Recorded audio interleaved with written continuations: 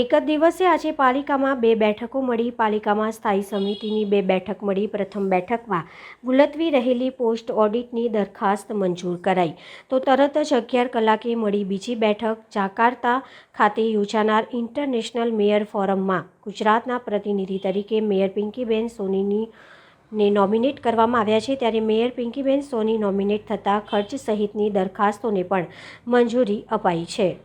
પહેલી બેઠક 10:30 કલાકે હતી. એમાં ગઈ વખતનું મુલતવી કામ હતું, જેમાં ઓડિટ રિપોર્ટ 31/7/2023 થી 6/8/2023 દરમિયાન પોસ્ટ ઓડિટની વિગતો જાણમાં લેવાની દરખાસ્ત ચડાવવામાં આવી હતી, જેને જાણમાં લઈને મંજૂર કરવામાં આવી છે. બીજી દરખાસ્તમાં 2 જુલાઈથી લઈને 4 જુલાઈ સુધી સંયુક્ત રાષ્ટ્રના આર્થિક અને સામાજિક બાબતોના વિભાગ દ્વારા સસ્ટેનેબલ ડેવલપમેન્ટ ગોલ અંતર્ગત મેયર ફોરમનું આયોજન જાકાર્તા ઇન્ડોનેશિયા ખાતે કરવામાં આવ્યું છે, જેનો તમામ ખર્ચ મેયરશ્રીને આમંત્રણ આપવા માટેનો local self government of India સંસ્થા દ્વારા ઉઠાવવામાં આવનાર છે. એ બાબત આજે સ્થાયીમાં મેયરને ઇન્ડોનેશિયા જાકાર્તા ખાતે જવાની પરમિશન આપવા માટે મૂકવામાં આવી હતી, જે પણ મંજૂર કરવામાં આવી છે. બીજી સ્થાયી સમિતિ 11 કલાકે રાખવામાં આવી હતી, જેમાં 24/7/2023 થી લઈને 30/7/2023 સુધીના પોસ્ટ ઓડિટની વિગતો જાણવા લેવા માટે રજૂ કરવામાં આવી હતી, જે સ્થાયીના સભ્યોએ જાણમાં લઈ અને મંજૂર કરી છે.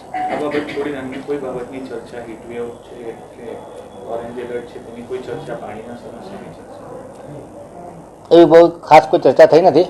પાણી બાબતમાં જે લાંબા ગાળાના આયોજનો છે એ અમુક સભ્યોના સૂચનો હતા કે ભાઈ કોઈક એરિયામાં લાંબા ગાળાનું આયોજન હોય અને એમાં અધિકારીઓ સત્વરે કામ કરી અને નાગરિકોને ઉનાળામાં પાણી મળે એ બાબતમાં લાંબા ગાળાના આયોજનો કે જે 4 જૂન પછી લેવામાં આવનાર છે, તો તાત્કાલિક ધોરણે કામ કરવામાં આવે, જેથી કરીને નાગરિકોને સવલત મળે. વોર્ડ નંબર 5માં જાંબુડિયા ટાંકીનો જે વિસ્તાર છે એમાં 20-25 સોસાયટીમાં લો પ્રેશરના પ્રોબ્લેમ છે, તો જાંબુડિયા ટાંકી વહેલી તકે બને એ માટેના સૂચન હતા. અમુક વિસ્તારમાં કલવટ બનાવવાથી રસ્તાની અવર જવર પ્રિયા ટોકીઝ નાળાથી એક કલવટ બનાવવાની છે, જેનાથી નાગરિકોની અવર જવરમાં ફરક પડે. એવી રીતે સમા વિસ્તારમાં પણ ડૉક્ટર રાજેશભાઈ સ્થાયી સમિતિના સભ્યોનું એક બ્રિજમાં 2 પાઇપલાઇન નાખવાની છે એ માટેનું સૂચન હતું. એ પણ આજે વિઝિટ લઈ અને તાત્કાલિક ધોરણે આ કામ થાય, જેથી કરીને નાગરિકોને સગવડ મળે એ પ્રમાણેના સૂચન હતા. ઈટીઓને ધ્યાનમાં રાખી અને સ્થાયીના સભ્યોને અવગત કરવામાં આવ્યા હતા કે કોર્પોરેશન દ્વારા શું કામગીરી થઈ છે.